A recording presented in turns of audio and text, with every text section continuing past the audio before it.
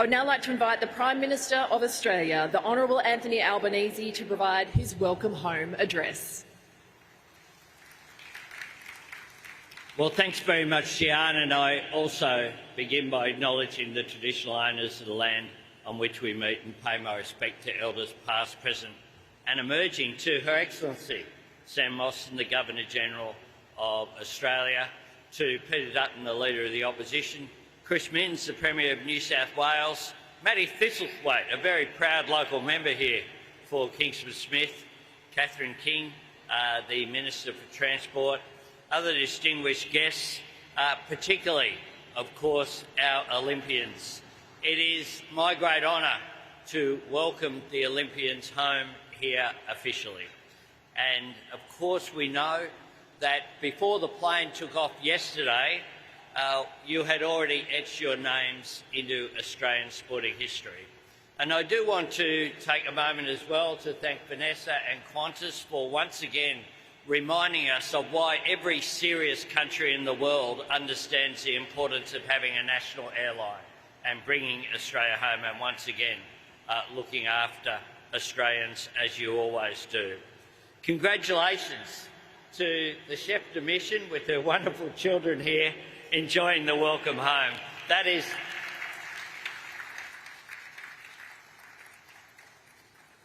she's wrangled all those athletes for the last couple of weeks, but now she's got a real challenge on her hands because they're very excited children, as they should be. Every single one of these athletes has done us proud. And as the athletes went down the stairs there, not everyone had a medal around their neck, but every single one of them was worth their weight in gold. Every single one of them has done our country proud.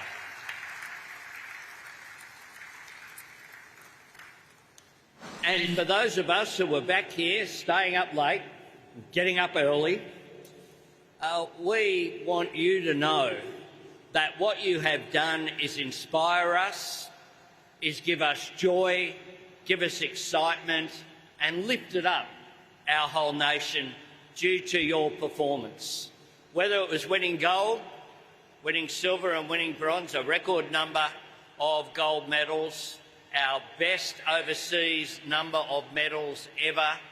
our most successful Olympic team ever, but it was a success that wasn't just counted in medals. A success is counted in how you carried yourselves as athletes and as representatives of Australia. I was talking before about some of the great moments, and Jess, you had a couple of good moments in the kayak, but you also had a great moment jumping in when your sister won a gold medal as well, the families, and that just said a lot about the spirit. Just as Lauren Jackson did at the Opals game, where she wasn't on the court, but boy, she was making a contribution to the team as well. It was that spirit that was embodied in this team. And Anna, I know that you are so proud because that spirit does come from the top. It's a spirit that's embodied by the fact that it wasn't just the athletes, it's the coaches, it's the parents, it's the volunteers, it's the siblings, it's all those people at the local sport, because every Olympian begins at little athletics or begins on the local community sporting field, in the local club as well, and you have certainly done us proud. I make this point as well, that at a time when every single Australian parent on the sideline this weekend will be having discussions with other parents about how they get their kids off their devices, out of their lounge rooms and onto the netball courts, into the swimming pools, onto the tracks,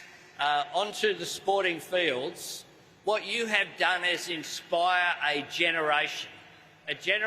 who were watching there in Paris and will be thinking to themselves, I can make it in Brisbane 2032. That will once again be Australia hosting a fantastic Olympic Games that I'm very confident we will get it done. So I want to thank you for what you've done for Australia in the last fortnight, but I particularly want to acknowledge the legacy that you will leave. Long after you stop getting up in the morning to do those laps up and down the pool, long after you stop riding around the velodrome in training, there'll be young ones who watched you, who've been inspired by you, and who'll replicate your deeds in coming Olympic Games. And what's more, whether they do that or not, what's important is that they participate, because we know that sport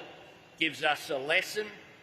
it helps with our health, it teaches us how to relate to each other, teaches us how to win, teaches us how to not win and to deal with adversity as well that everyone has to deal with. But at a time where there's so much turmoil in the world, it also teaches us that when we come together in peace and celebration of our common humanity, the whole world benefits, and that's what the Olympic spirit is all about.